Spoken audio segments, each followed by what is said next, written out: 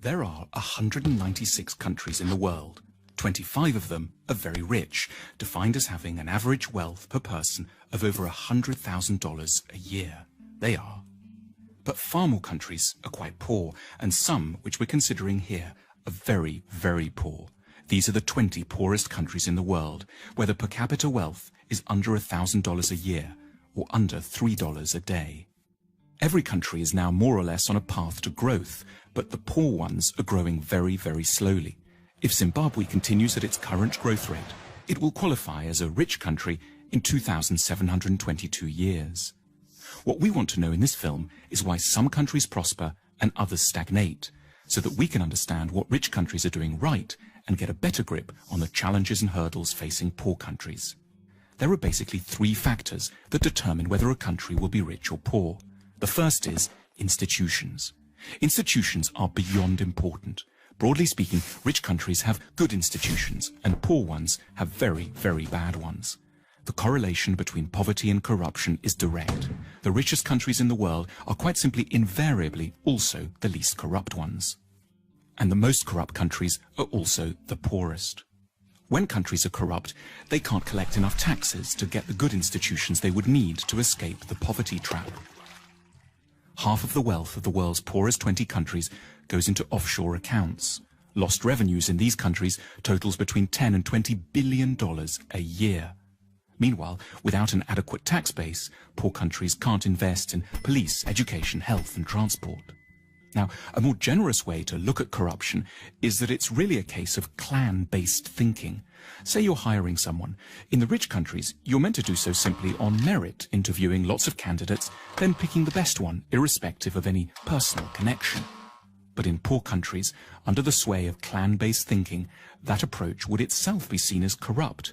It's your duty to disregard the so-called best candidate from an anonymous bunch in order to pick someone from your own team, your uncle, your brother, your second cousin, the guys from the same tribe. As a result, poor countries don't allow themselves access to the intelligence and talent of the whole population. There's a second thing that keeps countries poor: culture. What goes on in people's minds, their outlooks and beliefs. There's another big factor that determines the wealth and poverty of nations: geography. Poor countries are overwhelmingly located in the tropical regions. This isn't a coincidence. Life is, in many ways, simply far, far tougher there. The problems begin with agriculture. Tropical plants are generally a lot less packed with carbohydrates. Poor countries have worse soil too. Also, and perhaps surprisingly, a tropical climate can be disadvantageous to photosynthesis.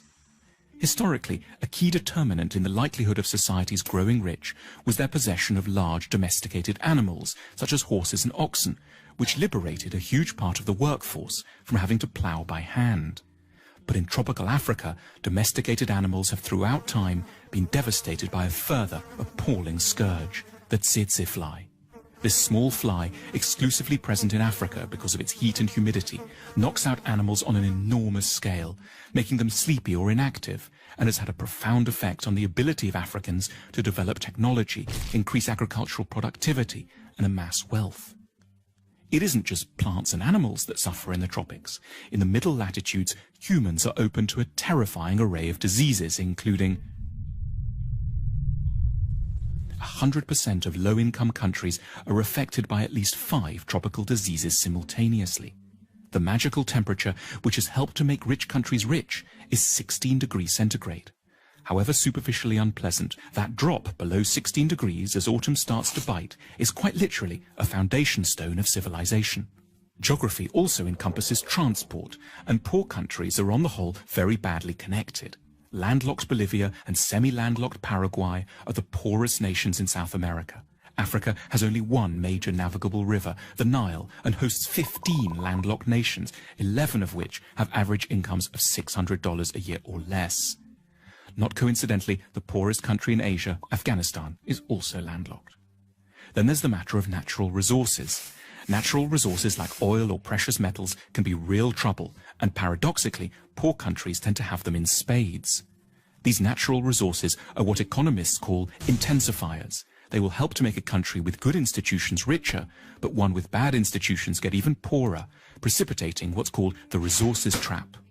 So the Democratic Republic of the Congo is one of the world's most mineral-rich countries, holding most of the world's coltan, which every mobile phone has a bit of inside.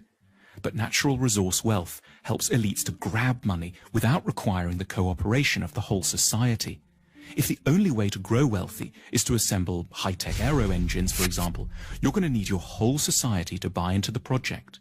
But if you just need to extract a few minerals, you can do so with a small labor force, some guns, and an airstrip long enough to ferry your loot out to market. The wealth from coltan keeps DRC armed rebels in guns and corrupts every level of society. So how should one weigh up the relative importance of all these different factors, institutional, cultural, and geographic, in determining the wealth of nations? There's no hard and fast rules, but as a guide one can suggest that 50% of a nation's wealth comes down to the state of its institutions, 20% is due to its culture, and 10% each can be allocated to latitude, connectivity with the rest of the world, and geological good fortune.